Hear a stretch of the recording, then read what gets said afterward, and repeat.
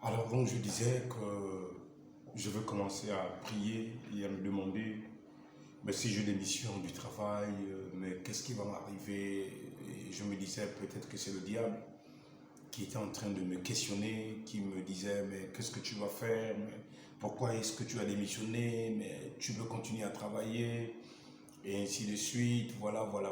Donc il y avait tant de choses comme ça qui me qui m'amenait à réfléchir, mais après je me disais non, j'ai fait des vœux à l'Éternel et il faut que je les accomplisse.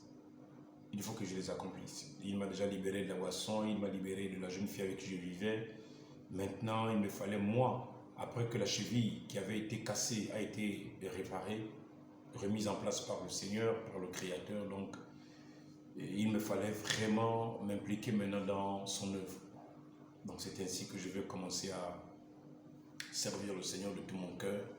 Je vais tout abandonner, je vais tout laisser. Je vais aller au travail, faire la lettre de démission. Mon chef va refuser de signer la lettre de démission, mais après, il va se passer tellement beaucoup de choses. Et je crois que le problème va arriver à la direction des opérations chez M. Mohamed Aïtida. Et M. Mohamed Aïtida va aussi me faire monter à son bureau. Et je disais que, oui, je termine avec M. Mohamed. Arrivé là-bas, M. Mohamed va me dire non, Régis, si tu veux une augmentation de salaire, nous allons t'augmenter le salaire, tu veux que ton salaire soit à combien, tout ça. Je veux dire à M. Mohamed, non, ce n'est pas une question d'augmentation de salaire. Je veux simplement arrêter le travail. Il va me dire, mais tu vas arrêter le travail, tu pars où? J'ai dit non, je vais aller servir Jésus. Je vais aller servir Jésus. Je fais un vœu à Jésus. La première fois, je ne l'ai pas tenu. La seconde fois, quand même, il faut que je le tienne. Il va me dire, mais non, il y a des jeunes aussi qui prient, non, qui travaillent ici, qui prient, qui vont à l'église. Je dis non, c'est pas pareil. C'est pas pareil. Moi, je fais un vœu et il faut que je l'accomplisse. Cette fois-ci, il est hors de question pour moi de manquer ça. Voilà, je dois l'accomplir. Donc, il va convaincre mon chef en infographie, à monsieur David Onyenya, avec qui nous travaillons dans le service infographie de Satram à l'époque. Il va signer la lettre de démission. Je vais travailler les 1 mois de préavis. Mais avant que je ne démissionne, la petite histoire de ma vie voudrait que Dieu me donne deux songes. Deux songes dans mes débuts de foi. Les deux songes, le premier songe, je vais rêver la dalle de Satram, cette dalle parce que c'était un bâtiment à étage à la direction des opérations dans le Prague à l'intérieur, le Prague à Satram. Monsieur Mohamed, de là vers où se trouvait son bureau, dans le songe, tout avait complètement sauté et ni le toit ni la dalle n'étaient là. J'avais vu une grande main comme ça, une grande main très grande, une main qui pouvait peut-être une affaire de 10 mètres d'envergure, hein, 10 mètres d'envergure. Et je pouvais entendre cette main, je pouvais voir sa paume et la voix de Dieu parler au-dessus de cette main. Je ne voyais que la main, hein, je ne voyais que cette partie-là jusqu'à la partie-là. Elle était comme ça. Voilà, c'est cette partie-là que je voyais, qui quittait du coude jusqu'ici. Une main droite. Et elle disait que partout où tu iras, où que tu sois, ma main sera au-dessus de toi. Où que tu ailles, où que tu partes, ma main sera au-dessus de toi. Donc je comprenais que Dieu m'avait appelé à beaucoup travailler pour lui. Et je vais refaire ce songe une seconde fois. Une seconde fois, je vais refaire le songe. Donc, une autre fois, je vais vivre une expérience que je vous ai déjà racontée dans l'une des vidéos. J'étais parti, je ne sais plus, hors de le Prague. Maintenant, je revenais. Je revenais dans le Prague. Ça, c'était déjà après l'accident. Hein. C'était après l'accident. Donc, j'étais à mes dernières semaines de préavis, je pense. Mon dernier mois de préavis. Le préavis pour qu'on me solde tout compte par rapport au temps que j'avais passé à Satram. Donc, c'est là où je disais que vous qui pensez que je fais ces sorties parce que j'ai besoin d'argent, non. À l'âge de 25 ans, j'ai démissionné de mon emploi. À l'âge de 25 ans. Nous sommes 20 ans plus tard. Là, nous sommes dans la troisième partie de la vidéo parce que la batterie s'est arrêtée. C'est pourquoi nous sommes en train de faire la troisième partie. Peut-être que Dieu a voulu qu'il y ait trois parties. Donc vous qui allez avoir la troisième partie, repartez à la première partie et à la seconde partie. Vous aurez tout le témoignage complet de l'histoire de ma vie, mon témoignage pour Jésus. Donc, je rends ce témoignage parce que nous avons lu les Écritures où la Bible disait que dans l'Apocalypse 19, ceux qui rendent témoignage de Jésus, ce sont les personnes qui ont l'esprit de la prophétie. Voilà, j'ai lu cela dans le deuxième témoignage. Si vous le regardez, vous allez mieux comprendre cela. Et à se demander, mais quel est cet esprit de prophétie qui m'accompagne? C'est le témoignage de Jésus. Celui qui a Jésus, il a l'esprit de la prophétie. Celui qui a l'esprit de la prophétie, il a Jésus. Donc, on ne peut pas avoir un esprit prophétique comme je l'ai, qui annonce et qui prédit des événements au nom du Seigneur, si Jésus n'est pas là. C'est pourquoi ceux qui vont oser s'en prendre à ma vie, c'est qu'ils vont vouloir arrêter, le plan de Dieu. Mais comme l'apôtre Paul dit, c'est très risqué. Non, c'est Gamaliel qui avait dit, si ces hommes viennent de Dieu, s'opposer à eux, ce serait s'opposer au Créateur. Et tous ceux qui ont tenté de s'opposer au Créateur, ils ont laissé leur vie. Ils ont laissé leur vie. Donc, je vais démissionner de mon emploi, je vais faire la lettre de démission qui va être validée, signée, tout ça, ils vont me payer.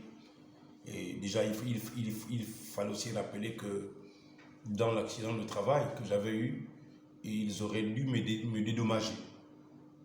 Et mes collègues au travail m'avaient même incité à le faire, mais Jésus m'avait dit non, laisse. J'ai quelque chose de plus grand pour toi, laisse ça. Donc je vais perdre tous mes droits, je vais laisser mon dédommagement, de tout. Parce que si j'allais encore faire la poursuite, ça devait me perdre encore du temps. Or moi j'étais déjà tout feu, tout flamme pour aller prêcher Jésus partout. Donc perdre encore du temps pour de l'argent, non. Donc je vais démissionner de cette trame à l'âge de 25 ans. À l'âge de 25 ans, 2004. Donc 2024, ça fait 20 ans plus tard que je vous raconte l'histoire de ma vie, de comment Jésus va me guérir la cheville.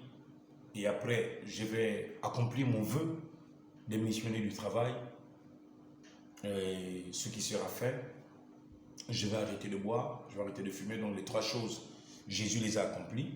Et moi, j'ai accompli aussi mon vœu. Et me voici devant vous aujourd'hui, 20 ans plus tard. Et d'ailleurs, Satan va tomber après. Satan va tomber après. Donc aujourd'hui, moi-même, je suis promoteur d'une entreprise. Et Dieu me nourrit, il prend soin de moi, il veille sur moi par la grâce de Dieu. Et je ne me plains pas. Tout va bien par sa grâce. Tout va bien par sa grâce. Donc, je vais tout abandonner au Seigneur. Je veux tout laisser au Seigneur. Et 12 ans plus tard, je vais me marier. 12 ans plus tard. Voilà, 12 ans plus tard. Et nous sommes au 12 aujourd'hui. 12 ans plus tard. Et c'est dans l'Apocalypse au chapitre 12 que nous avons lu, où il est écrit que ceux qui ont vaincu Satan, ils ont vaincu Satan par le sang de l'agneau et par la parole de leur témoignage.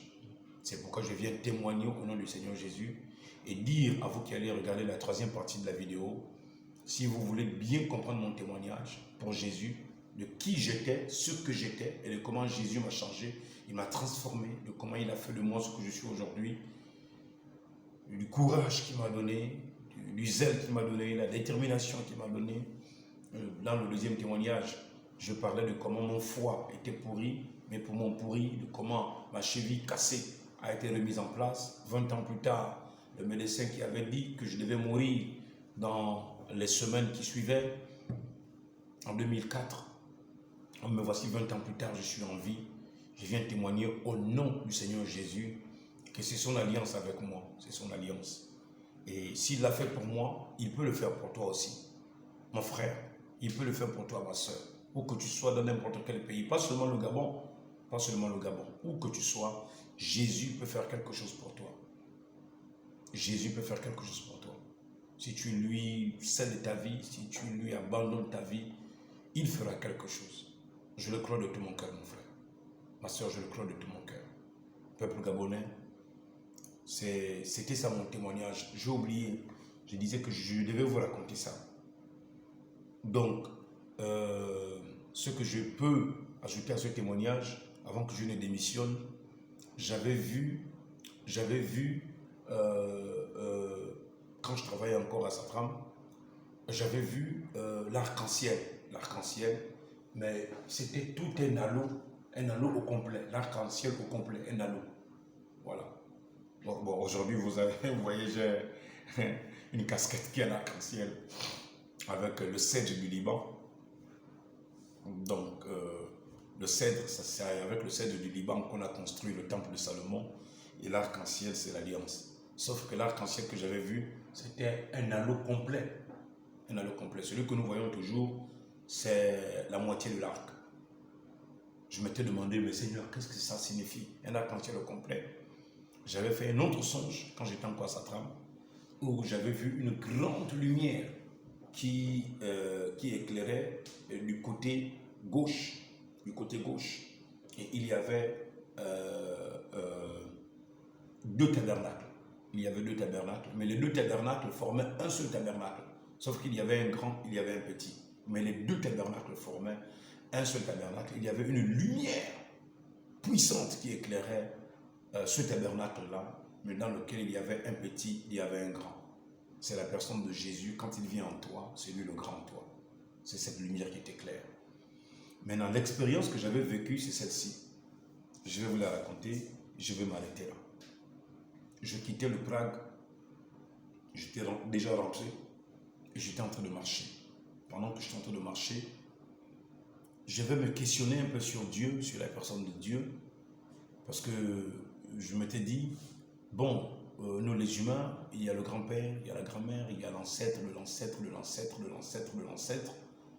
Mais comment se fait-il que Dieu n'a ni père, ni mère, il n'a ni commencement, ni fin? Donc, j'étais en train de marcher. Ceux qui connaissent le nouveau port dans le Prague, donc vous quittez la partie qui est le tournant pour longer tout droit à le Prague. Donc vous quittez l'entrée, il y a un tournant. Voilà, donc mes questions, je pourrais dire, c'est depuis l'entrée de le Prague et au tournant là, c'est là où la scène va se passer. C'est là où la scène va se passer. Jusqu'à arriver à la DOP de Satram à l'époque, au terre-plein de Satram. C'est là où la scène va se passer. Donc je vais me questionner là-dessus, je veux dire de comment, qui a créé Dieu, qui a appelé Dieu de l'inexistence à l'existence. Parce que nous venons du grand-père, de la grand-mère, de la grand-mère, de la grand-mère. Les animaux qui se procréent tous les jours, ils viennent du premier. L'éléphant qui se multiplie vient du premier. Mais qui est le premier de Dieu, qui a créé Dieu, tout ça? Donc je me posais des questions, je m'interrogeais là-dessus. C'est comme ça, mon frère. Pendant que je marchais sur la route de Le Prague en question, et je me posais des questions, c'est à ce moment que je vous regarde droit dans les yeux pour que vous sachiez que c'est la vérité. C'est comme ça que je vais sentir une force me faire sortir de l'intérieur de mon corps et je vais voir mon corps marcher sur la route. Je vais voir le Prague, les containers, le nouveau port. Je vais voir nous allons laisser tout ça sous nos pieds. Et l'Éternel va m'amener très loin, hors de la terre. Il va m'amener